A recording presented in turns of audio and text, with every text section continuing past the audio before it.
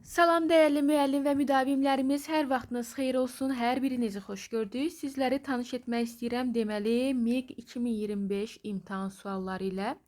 Bəli, birinci hissə artıq YouTube kanalımızda paylaşılıb, indi isə ikinci növbənin, ikinci seansın, yəni ikinci hissənin izahına baxaq. Başladıq. Onun kobud səsi uşağı qorxutdu cümləsinə aid yanlış fikri seçək. Düzdür, bizə burada sintaktik təhlilə aid olan sual verilməyib, amma hər ehtimal gəlin onu da təhlil edək. Nə etdi, qorxutdu, nə? Onun kobud səsi kimi qorxutdu uşaq? Bunun sintaktik təhlili. İndi isə variantlara baxaq. Yanlış fikri istəyir.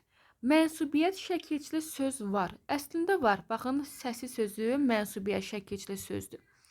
Təsirli hal şəkilçili söz var. Bəli, məsələn, uşağı sözü təsirli hal şəkilçili sözdür. Feildən düzələn feil var. Bəli, qorxmaq, qorxutmaq. Feildən feil düzəlib. Doğrudur. Bir sadə sifət var. Bəli, kobud sözü sadə sifətdir. Doğrudur. Cavabımız yanlış olaraq D variantı. Mənsubiyyət şəkilçili şəxs əvəzliyi var. Şəxs əvəzliyimiz var, amma mənsubiyyət yox da hal şəkilçili şəxs əvəzliyimiz var. Cavabımız olacaq D variantı. Verilmiş sözlərdən biri. Elə bir söz seçməliyik ki, həm feildən düzəlsin, həm də sifət olsun. Cavab D variantı.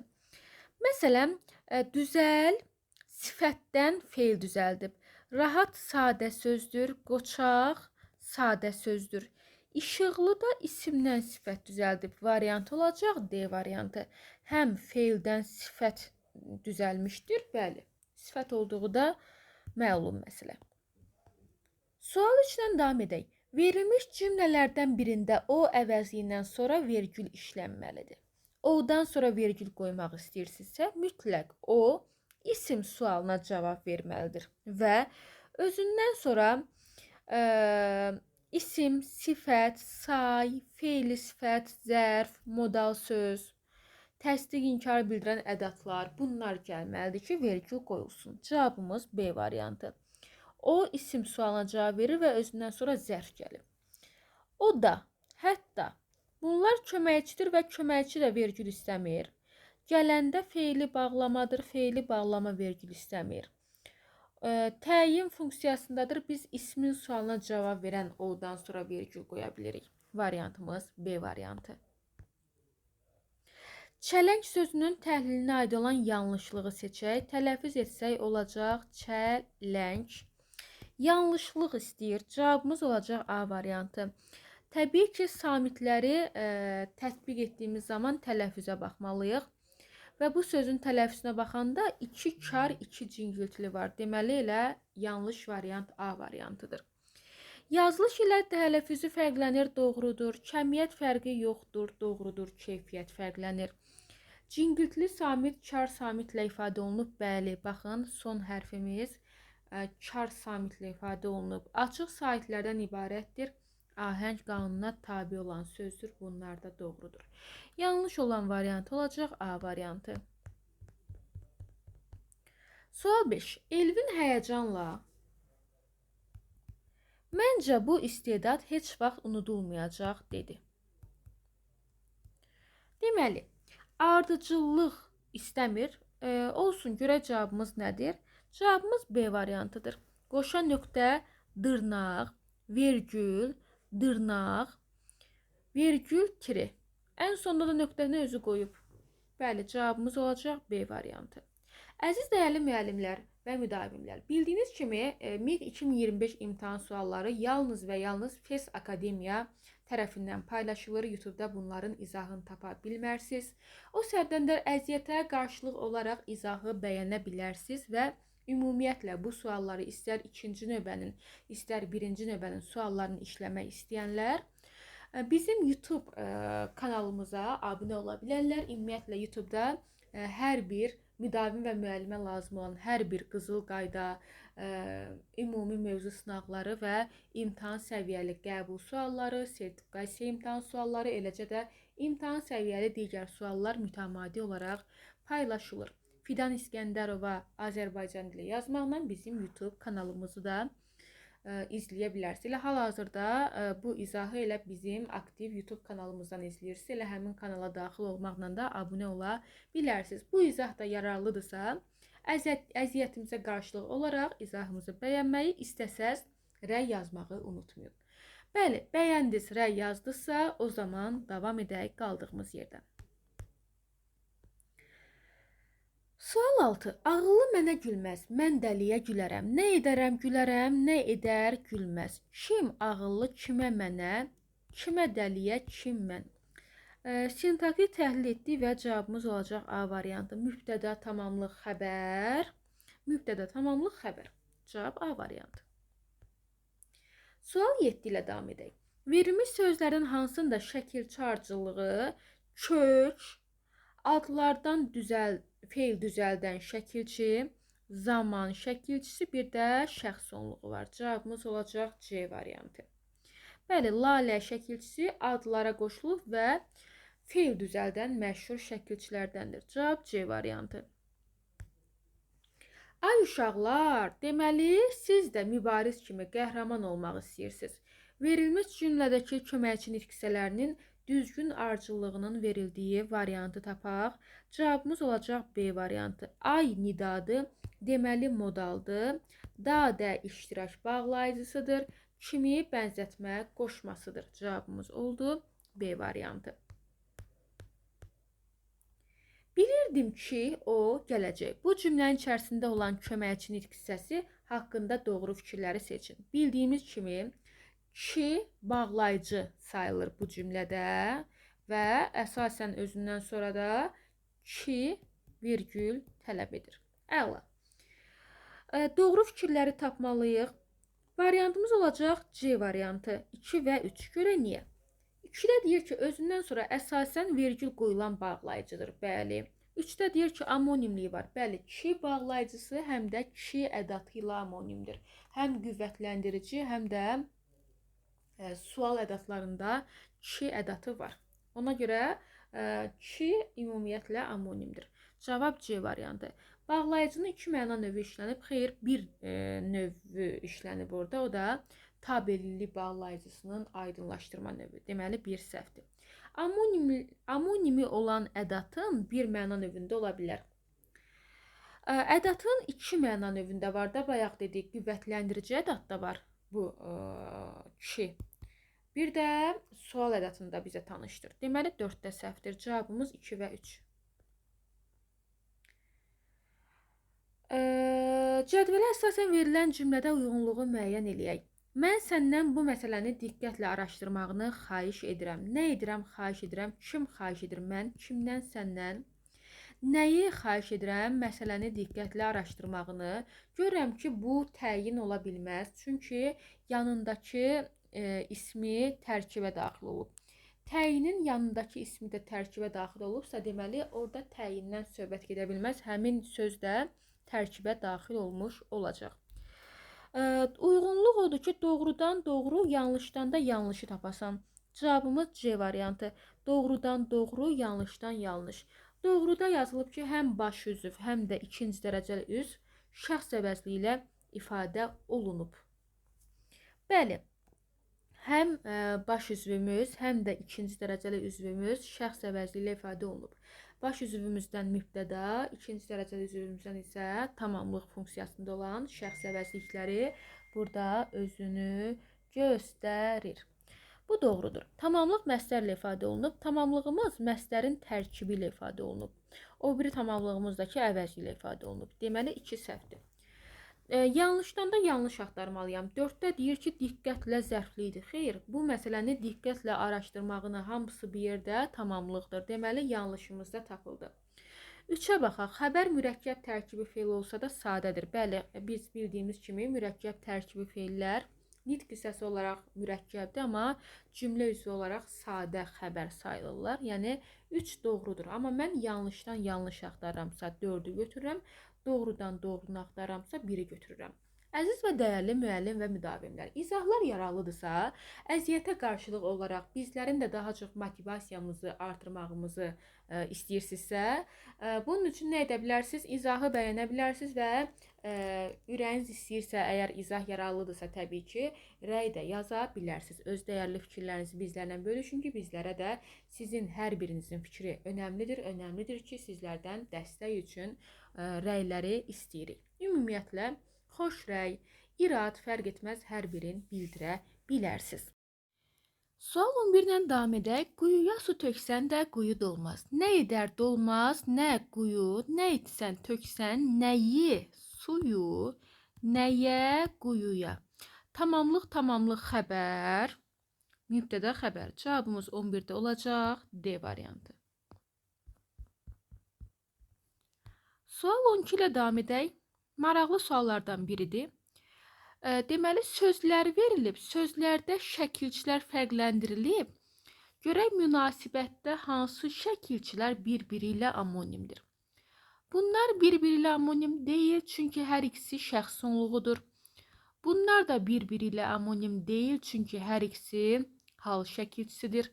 Bunlar da leksik şəkilçilərdir, eyni funksiyadadır, hər ikisi sifət düzəldib. Anonim deyil.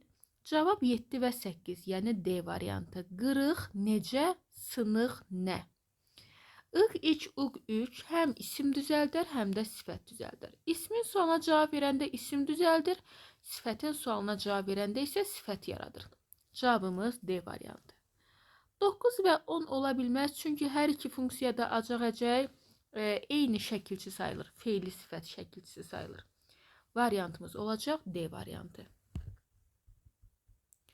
Sual 13 mətndə ümumiyyətlə 3 mətnimiz var Makedoniyalı İskəndərə aid olan. Makedoniyalı İskəndərin üz quruluşu şəkillərdə əyri düşür. Bu quruluşu heykəltaraşlar və rəssamlar həmişə bu formada əyri təsvir edir və bununla əsaslandırırdılar ki, onun üz quruluşunda özünün xoşa gəlməyən görüntü var. Üzünün bir tərəfində hansısa qüsura görə üzünü bilərək şəkillərdə əyri tuturmuş. Ancaq alimlər onların bu fikrini təkzib etdi və bildirirlər ki, onun üzündə bir qüsur olsaydı, bunu özü mütləq hiss edərdi və bildirərdi ki, yenidən portretini düzgün çəksinlər, duruşunu dik formada çəkdirərdi. Bu, onun üzünün görünüşündən yox, boynundakı qüsurundan irəli gəlir. Bu zaman insanlarda bu iki fikir arasında şübhə yaradan fikirlər formalaşdı.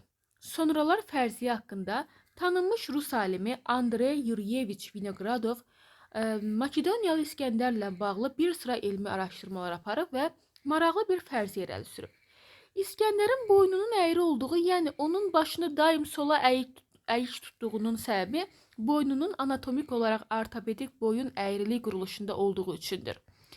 Vinogradov bu nəticəyə qədim dövrə aid heykəllər və mozaikalar üzərindəki İskəndər təsvirlərini analiz edərək İskəndərin atasının sarayından İskəndərin oyulmuş heykəlini tapır və onunla müqayisə edirdi.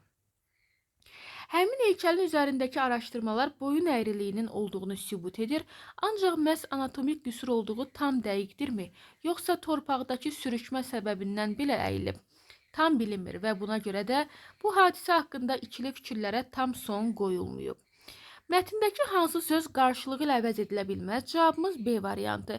Dik belədir, maili isə bir növ çəpəki deməkdir. Ona görə cavabımız olacaq B variantı.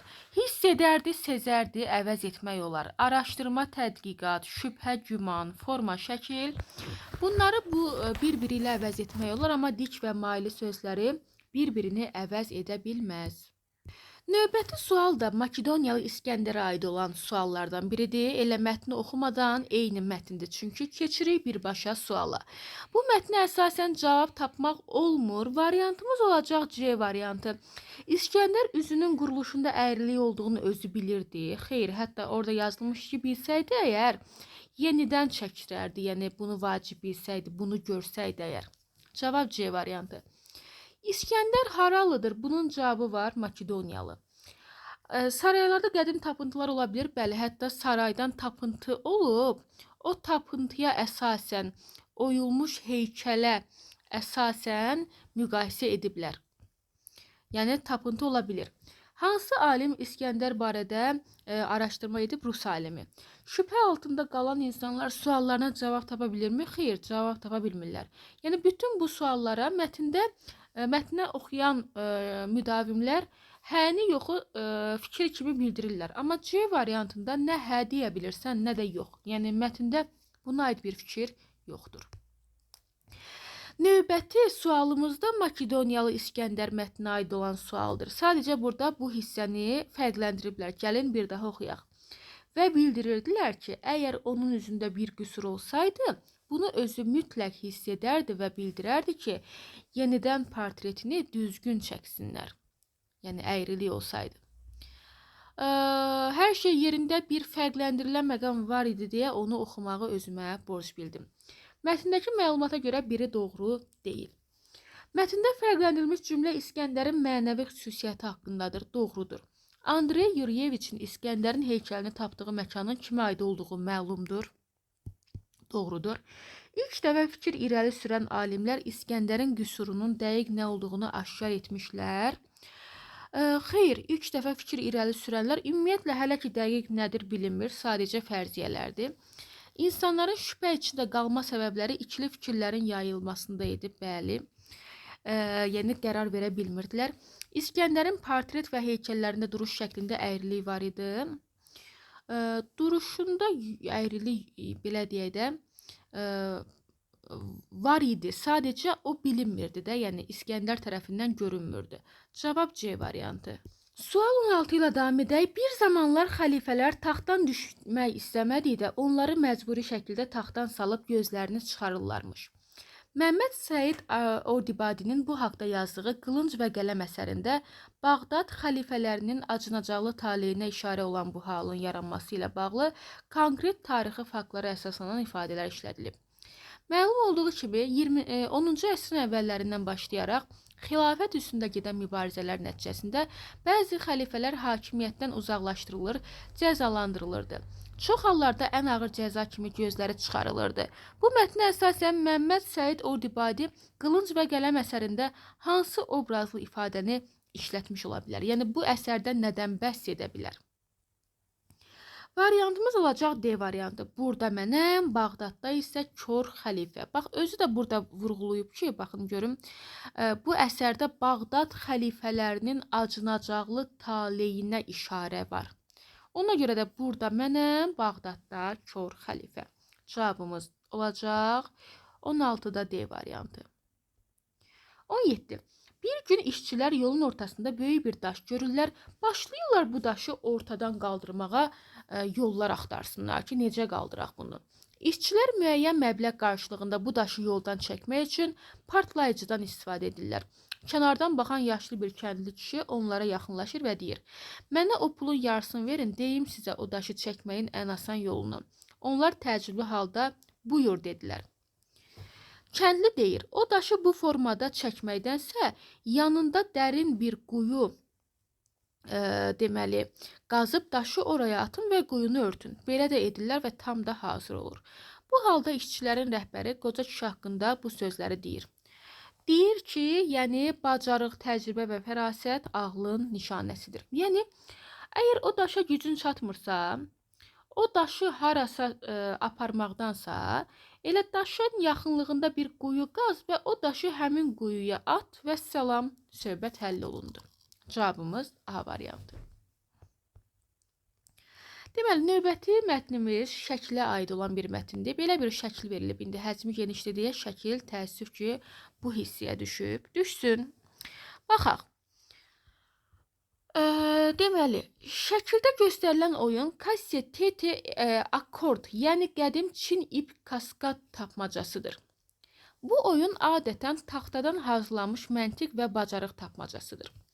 Oyunun əsas məqsədi ipi bu halqaların müxtəlif hissələrindən keçirmək, halqaları və digər maneələri ayırmaq və müəyyən ardıcıllıqla hərəkət etdirməklə oyunçular qarşı-qarşıya gətirilir.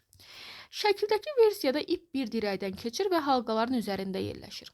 Oyunçunun məqsədi ipi və ya halqaları müəyyən bir şəkildə manipulyasiya etməkdir. Bu tip tapmacaları 2 və daha çox oyunçunun problem həll etmə bacarıqlarını və səbrini inkişaf etdirir. uduzarkən yenidən başlanmalıdır. Bu tip tapmacalar oyunçunun problem həll etmə bacarıqlarını və səbrini inkişaf etdirir. Bir daha bəli şəklə baxdıq şəklə. İndi davam edək. Digər oyuna baxaq. Kongmin Lok oyunu da qədim Çin filosofu və strategi Zhuge Liang ilə əlaqələndirilən məşhur bir mexaniki tapmacadır. Bu oyunun əsas məqsədi bir-birinə keçmiş hissələri doğru ardıcıllıqla ayırmaq və sonra yenidən bir çox oyunçular qarşı-qarşıya birləşdirilməlidir. Ən azı 2 nəfər. Hissələr bir-birinə heç bir yapışqan və ya mıx olmadan keçmiş olur və bu da milli geyimlə oynayan oyunçunun məkan təsəvvürü, məntiqi düşünmə və səbrini sınağa çəkir. Tapmacanın müxtəlif çətinlik səviyyələri və formaları olur. Ən sadəsindən ən mürəkkəbinə qədər. Deməli, 2 oyunumuz var. Biri Kaste Tete Akkord, biri də Kongmin Lok. Görək bu oyunların, məsələn, Kaste Tete oyununa, bir də Kongmin, yəni Kongmin Lok oyununa aid olan, yalnız bunlara aid olan fikirlər və yaxud da hər ikisinə aid olan ortaq fikirlər hansılardır? 2 və daha artıq oyuncu ilə oynanıla bilər. Bu hər iki hissəyə uyğundur. Ona görə 1-ə yazıram C. Çində oynanılır. Bu da hər ikisinə uyğundur. 2-yə yazıram C. Qədim və strateji oyundur. Bu da hər ikisinə uyğundur. Yazıram C. Taxtadan hazırlanıb bax bu oyun, yəni bura yazıram A. Milli geyimlə oynanılır B, yəni Kongmin Lok oyunu. 1, 2, 3C, 4A, 5B. Ya Allah. 4A, 5B, 1, 2, 3C. Cavabımız B variantı. Hansı suala cavab yoxdur? Oyunlar neçə nəfərdən ibarət ola bilər? Buna cavab var. 2 və daha artıq. Bu oyun hansı bacarıqlar formalaşdırır? Strategiya, problem həll etmə. Oyun mexanizmi necə qurulub? Bax, oyun həm şəkillə göstərilib, həm də mexanizmi mətndə qeyd olunub. Bu oyunlar hansı ölkəyə aiddir? Çinə. Cavabımız B variantı. Sona gedib çata bilməyən oyuncu nə edir? Şeir deyir. Deyir ki, uduzan şeir desin, mahnı oxusun, rəqs eləsin. Bu haqda bir məlumat yoxdur. Cavabımız B variantı. Gələk. Dik yamacdan düşən daş çınqılları yuxarıdan aşağıya sürüşürdü. Bir göz qırpımında qəribə bir varlıq ağacların dalında gizlənirdi. Hansı variantın qarşısında verilən ifadələr mətndəki kontekstə uyğun deyil? Bir göz qırpımında, yəni bir anda. Ağacın dalında, yəni ağacın, hanı bu hissə? Bəli, ağacın arxasında. Qəribə, əcaib. Varlıq, məxluq. Uyğundur. Dik yamac maili yoxuş. Bunu bayaq da dedik ki, diklə maili ola bilməz, bir-birini əvəz eləsin. Uyğun deyil, cavabımız A variantı. Əziz və dəyərli müəllimlər, qəbul MİQ 2025 imtahan sualları ilə sizi birinci hissə ilə tanış etmişdik. Bu hissə artıq ikinci hissədir. Hər ehtimal birinci hissənin linkini də bu videonun rəy bölməsinə yerləşdirəcəm ki, daha çox əlçatan olsun sizə izahlarımız. Bəli, bu izahlar heç yerdə yoxdur. Yalnız və yalnız FES Akademiyasının əməkdaşlarının hazırladığı materiallar paylaşılır. O səbəbdən də bu izahların əziyyətin dəyərini göstərmək üçün izahı bəyənib olduğunuz yerlərdə paylaşa bilərsiniz. Ürəyiniz də istəyirsə, rəy də yaza bilərsiniz. Sağ olun, növbəti izahlarda görüşmək ümidi ilə özünüzə yaxşı baxın.